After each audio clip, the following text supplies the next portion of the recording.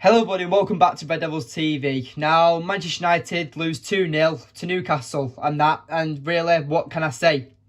Poor performance and we got beat by a better team. That's actually all you can say. Erik ten Hag got it wrong in my opinion. The decisions he made today was just wrong and that's nothing else you can really say about it. It just wasn't good enough today. That's all you've got to say. We're beaten by the better team. And it's okay to admit that. We lost to the better team. And yeah, I just don't know what them decisions were about today. I don't know where to start, to be honest. Because not that there was so much that went wrong. It's just that there was so many things that we can pick out. Like, I'm going to start off first by saying the fullbacks. Today, the fullbacks weren't good enough. Especially Luke Shaw. I felt like that Diego Dalot with the first goal couldn't do anything about it due to the fact that he was literally marking three men because Jadon Sancho doesn't track back. And we concede as soon as Jadon Sancho comes onto the pitch. And the last goal, I don't know what that tactician sub was about Erik ten Hag. Taking off Varane and Martinez was just ridiculous. I don't understand. We've never done that in the entirety of Erik ten Hag being Manchester United manager. When have we ever gone to a back three or more of a back one with Lindelof, Shaw and Diego Dalot? That was just ridiculous. Surely, if that was the master plan, you take off the fullbacks for the players that you brought on and you keep Varane and Martinez as that centre-back pairing. So we go to a back two instead of more of a back three with one centre-back and two full-backs. It's ridiculous. It's obscene. And I don't understand why Erik ten Hag did it. And that's why I'm going to say he's got it wrong. But also, he got other things wrong. The midfield today, obviously, the predicted team is what happened. Obviously, McTominay, Sabitzer and Bruno was the predicted midfield, as I said in my preview. But Bruno Fernandes was our deepest midfielder today. He's being played out of position and McTominay was playing as a 10. And just because he scores a few goals for Scotland during an international break, that doesn't mean anything. He gets brought in right to the first team. Like, yes, I can understand why Wout Weghorst and why Scott McTominay played today. And I can understand Erik ten Hag's decision behind it for the height, because realistically, we don't have a lot of players that are that good in the air. So we need that height because of how dominant Newcastle are in the air. But Fred would have been better today. He's more mobile. I just don't understand what McTominay's role was today, because he was terrible in the Fulham game. He was terrible today. And just because he has a good pre-season with, not pre-season, a good international break with Scotland, he just gets that ability. And before the game even started, the pundits were saying like, oh, if you're Scott McTominay right now, you'll be on top of the world scoring 4 goals for your country. Shut up. Just shut up. This is why I hate Sky Sports and majority of the pundits, because they talk absolute shite. They would not be saying that if it was any foreign player, in my opinion. And just because it's Scott McTominay, a youth player for Manchester United, he gets targeted. He gets Marcel Sabitzer scored a brace for Austria. Where's his praise? Oh no, all I hear of Sabitzer is that he's still adapting to Erik ten Hag's style. Scott McTominay has not put a good performance in for Manchester United since September. And that's under Erik ten Hag. Never mind the countless years of and previous seasons of him playing absolutely poorly throughout the entirety of the Ole Gunnar Solskjaer era, under the Jose Mourinho era. Because realistically, Erik ten Hag and Jose Mourinho are not dumb managers. Ole Gunnar Solskjaer, that's a different debate. But them two managers, like Scott McTominay must look like, I don't even know, Lionel Messi or like someone in training. He must be the best player in training if he can get into this first team. Because it's like today, it was like before today's game, there's been links all season that Newcastle are in for McTominay. And if he's the way he's just played, then he's probably like, they just took him off the radar. They took him off the shortlist. But it's not just about McTominay. I just felt like he was brought, like he's play. I just don't understand why is he, for the entire time of his senior Manchester United career, is he being played as a deep playmaker or a deep holding midfielder? When he's not that, he was a striker in the youth setup. He likes to go forward.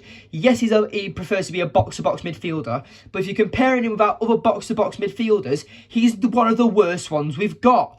And it just ruined the midfield today. And it's just frustrating to watch, to be honest. It's very frustrating to watch. But again, I'm going to go back onto the fullbacks. And for me, I just felt like that Luke Shaw today was the worst player on the pitch. This is my opinion, by the way, but Luke Shaw was the worst player on that pitch. And he just frustrates me. And now, I'm going to say this now. I've already said it on Twitter. Malacia needs to start playing. And I've said in my preview that Luke Shaw has not been playing well for the last few games. And Malacia should be knocking on that door to be taking Luke Shaw out of that place, out of the first team. And for me, Luke Shaw, again, not playing good enough. And I seem to be the only one who sees this. You get people who are way more creditable than I am and got much bigger YouTube channels and a much bigger audience talking about how great Luke Shaw is and stuff. Obviously, that's their opinion and they're entitled to it. But in my opinion, Luke Shaw is not good enough. Shawberto Carlos this. Shaw's the best fullback in the world, in Europe, the Premier League. It's nonsense. He's not good enough. And I'll say this. At the start of the season, I said it. Yes, going forward, his crossing ability, brilliant. He is a very good playmaker and he is very good at going out wide. But defensively, he's not up to it. And he just gives away pointless, silly fouls. Like today, we lost 2-0 today, for me, because of Luke Shaw. Majority of the time, because he got absolutely ran riot by Isaac and Murphy. He just wasn't good enough. And Trippier, Newcastle were that comfortable. They went to a back three, and Trippier almost became a winger. He was going that far forward. So Luke Shaw was just bombarded with Murphy and Trippier because he didn't know what was happening. And obviously, I still saw Rashford tracking back and doing more defensive actions and having more defensive awareness than Luke Shaw today. For me, that's the last straw for Luke Shaw, and I do think that he should be dropped for the Brentford game or at least the Everton game, because he puts another performance in like that and he starts against Brentford. You've got to call it out. And these people who have agendas of David De Gea saying that distribution is why United lose games. Bullshit to that. I'm going to defend David De Gea here. And yes, my last video was that I made a video talking about 5 replacement goalkeepers for David De Gea. But I still rate David De Gea. I'd still rather have David De Gea than all those goalkeepers that I mentioned in my previous video. But at the end of the day, David De Gea could do nothing on them goals today, and it was down to pure defensive work. So fans calling him out saying his distribution's not good enough, that's why we lost the game. That's the only bullet they have in their mag of their gun. That's all they have left. Oh, that's their last arrow for the bow and arrow. That's all they have left. That's the only criticism they can use of David De Gea. And for me, we've always known that David De Gea doesn't come for crosses. He likes to stay on his line. So people saying, oh, he should be coming out for that. He's never done it. He hardly comes out for crosses, for defensive actions. So, at this point, our defence should be drilled into enough by now to say, all right, David never comes out for these crosses. We've got to defend him. And if they don't like it, then that's up for them to talk to the manager about or talk to David De Gea about. But standing still and not tracking your runners, or not tracking your men, it's just wrong. And like I said, St. Maximin today, that header was a brilliant assist. It was an open goal. David De Gea marking his near post, so St. Maximin doesn't head it near post. And by then, no one's defended him. And it was just a frustrating game. But we'll get into the player ratings. And for me, I personally feel like David De Gea was man of the match. I felt like that's because everyone else put such low and average performances in. That's what you've got to give him. And David De Gea, for me, was probably the best player on the pitch. He made a bunch of important saves. That double save right in the first half, tipping the ball over the bar.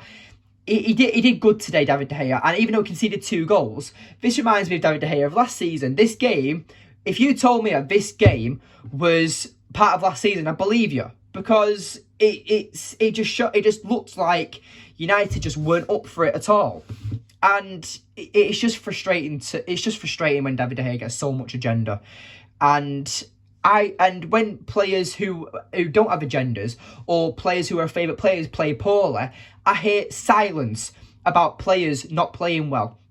And this is why Red Devils TV is going to be the biggest United fan channel in the world, because we don't have agendas. For me, obviously, I'm only a one-person man on this channel at the moment, but I will call out every single player who doesn't perform right, whether they're good, bad, my favourite player, my least favourite player. That's the way this channel runs, and that's how I want to do it, because I don't want to be seen as an agenda type of channel. I want to be seen as a channel that's taken seriously and criticises players when it's deserved. And that's why I know Red Devils TV is going to be coming to the very top. And with all the grafting we're going to be putting in, we just know that one day Red Devils TV will be on the top of YouTube Manchester United fan content. But anyway, that's completely off track. And yeah, player ratings. So for me, Diego Dalot, I'm going to give him a 5.5. I felt defensively, I've already said 5.5. I'm going to give him a 5.5. No, I need to give him a 5 because, yeah. For me, Diego Dalot, 5.5. And a 5! Jesus Christ, I need to get my shit together. Because the reason I'm going to give him a 5, because I'd say it's below average, first of all. I wouldn't say he's as bad as Luke Shaw. But today, our fullbacks got bombarded by the entirety of Newcastle. Not just actually the fullbacks, the entire team. We got dominated today. And yes, it's very frustrating. But today, Diogo Dalot, like, this game was bred and made for Aaron Wan-Bissaka. The one-on-one tackles that he would be making against St. Maximin was going to be key. And obviously, Diogo Dalot isn't the best when it comes to defending. I'm not saying he's a terrible right back or anything like that, but we both know defensively, Aaron Wan-Bissaka is more solid on them one-on-one tackles with players. And I think he would have kept St. Maximin quiet today, in my opinion. And Diogo Dalot just kept falling for that same trick, him dropping the shoulder and going the other way, or just running past him with pure pace. Diogo Dalot, obviously, the first goal, I can't really blame him for, because he just wasn't by himself. He was one player marking 3 players, and that's just what shows you what happens when our attacking players or our more forward players don't track back and help the defence. And that's what Casemiro is perfect at. And I'm not mentioning Casemiro yet, because with Casemiro, it's starting to feel like we're a one-man team. Without Casemiro, United are I'm not going to say mid-table, but we're not top 4 material, and I think Casemiro makes that difference. And I'm not going to sit here saying that we might have won the game with Casemiro on the squad today, because that's all if, buts and maybes. But at the end of the day, you've got to appreciate Casemiro's responsibility and Casemiro's role in this Manchester United side. But anyway, back to the player ratings. For me, Varane and Martinez both 6s. I felt like they played all right. Like I said, the majority of the chances created by Newcastle came from the wide areas, and then by then we don't have enough players in the box because the likes of McTominay, Bruno Fernandes, Sabitzer defensively aren't good enough. And I'm going to say that because I'm not saying them 3 players are bad, but I am going to say McTominay's a bad player actually. But Sabitzer I rate as a player. Bruno Fernandes I really rate as a player. But defensively, Bruno Fernandes as a 6 today was just... there's just too much to talk about. That's literally what this is nailed down to. And this still falls back on Erik ten Hag about the decisions he made today. And it's what's cost us. And honestly, if we play Brentford today, I watched them yesterday just draw with Brighton 3-3. We know Brentford are an attacking side. And if we played like we did today, that would have been another 4-0 like it was at the start of the season, in my opinion. So hopefully, we're at Old Trafford, the crowd gets behind Manchester United and we somehow scrape a win, because I don't want to say top 4's in jeopardy, but it's starting to get a bit nervous, because we were all saying that top 4 was pretty much secured about 3-4 weeks ago. And now we're starting to question it again, because if we end up in the Europa League next season, that would have just been a massive waste of the season.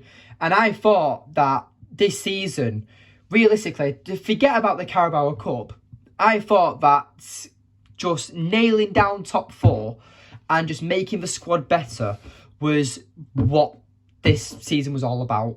And Erik ten Hag, you can say we've overachieved. You can say that.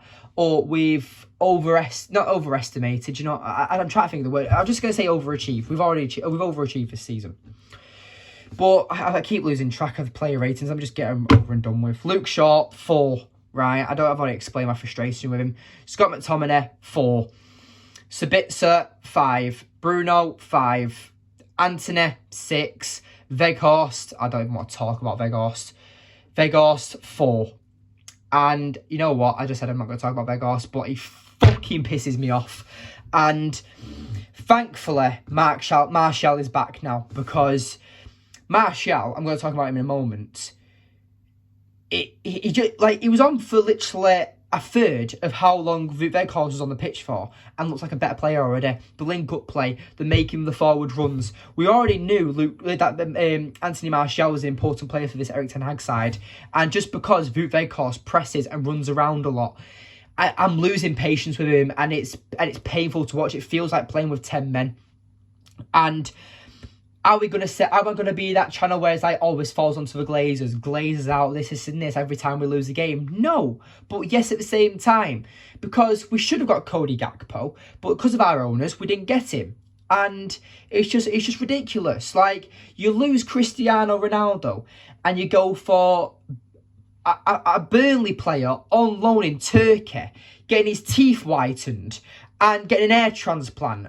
You replace Weghorst with Cristiano Ronaldo. That's like you're having a Ferrari. It breaks down. So for the time being, while your car's being fixed, you go out and fucking purchase a Fiat 500. Like, it's ridiculous. I don't know what to say about Weghorst.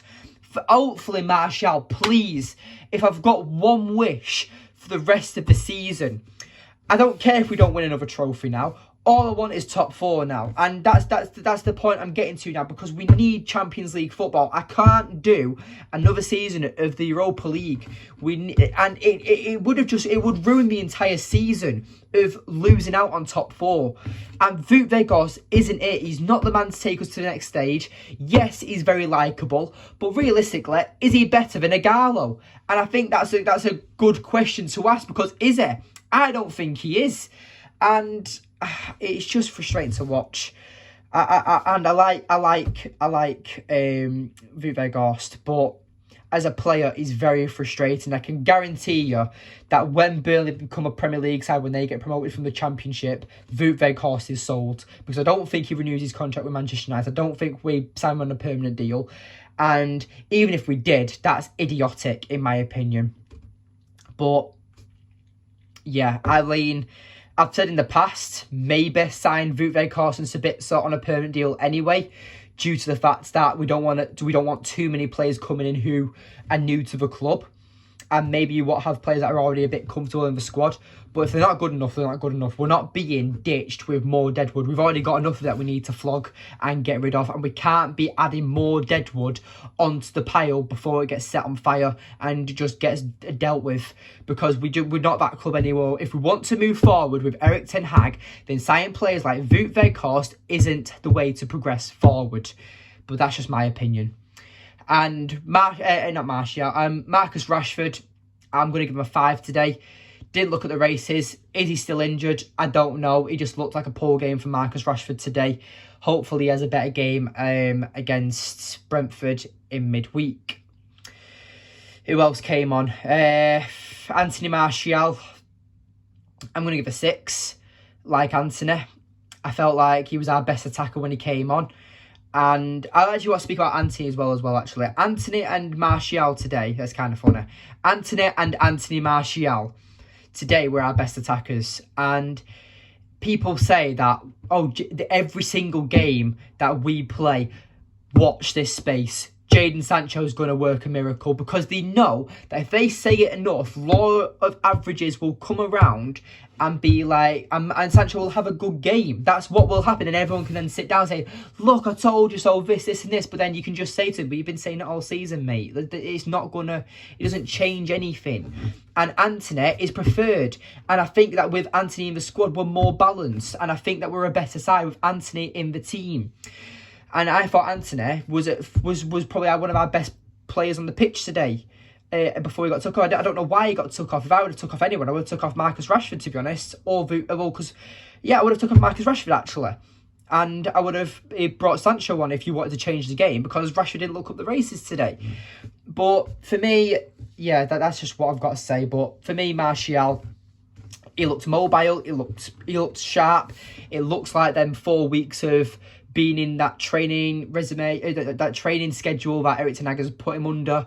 He looks quite good, so hopefully he is starting against Brentford, because like that 20-30 minutes that he came on for, the link-up play was great. Obviously we didn't score from it, but he had at least 2 shots, and I felt like that Martial looked promising. And for his first game back, obviously we didn't win from it, and obviously his cameo, I wouldn't say it was wasted, but the little cameo that he had is promising. And I think it just shows that if you see crap for so long in Wout Weghorst, like, yes, he's a worker. Yes, he's played pretty much every single minute since he's joined.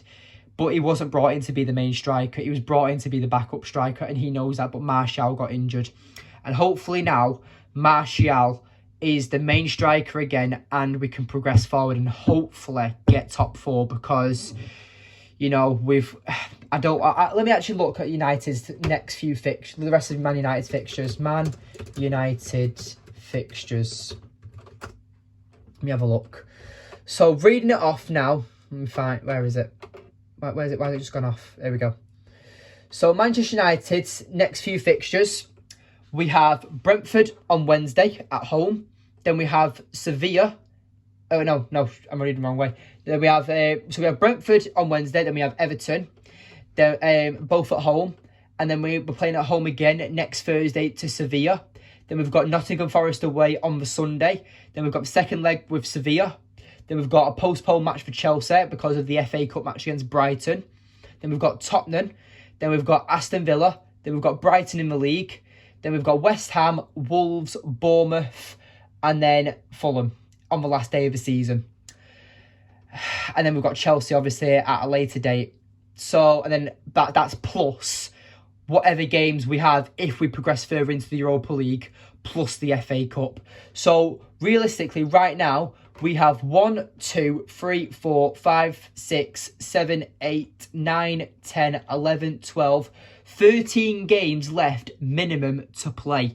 That's if we go out of the FA Cup and Europa League. So we're looking at 13 to 20 games left to play in this season. And that's worrying, in my opinion. But hopefully our squad can do it. Hopefully we can secure top 4. And hopefully just the teams around us just drop off, because Newcastle, they're third place now due to goal difference. And if Spurs beat Everton tomorrow night, then United go 5th. And then it's worrying. It's very worrying, because Spurs, like, whatever new manager bounce they have, I don't know if they're getting a new manager or not. Obviously, we have a game in hand we have 2 games in hand on Tottenham after tomorrow night. But if they win tomorrow against Everton, then they go to 52 points, and United drop down to 5th place, which is, yeah, it's challenging. And can Liverpool catch us? Probably not. Can Brentford and Brighton? I'm not too worried about them. I do think the 3rd and 4th is down to United, Newcastle and Tottenham. That's the way it's looking this season. Can Liverpool go on a run? I'm not too sure, but that's just down to it. And obviously I completely forgot to talk about Lindelof and Fred, but I don't know. I'll just give them 6s because they weren't on the pitch long enough, in my opinion. And we lost the game. That's all I can say. I'm literally at a past point of caring now. You're probably not even this far into the video, and yeah, it's just one of them. And I am gutted, honestly, today. I am gutted with the result, but you know, we go again, and hopefully this time Erik ten Hag doesn't underestimate, and the players don't underestimate the rest of the teams that we face this season. Because yes, majority of the teams that we're facing for the rest of the season, at least 80% of them are at the bottom half of the Premier League table. But you know, we can't. These players seem to have built up an ego over these last few games on being on this amazing winning streak. But we've got to be humbled. We are still in the Premier League. It's the best league in the reason. It's the best league in the world for a reason.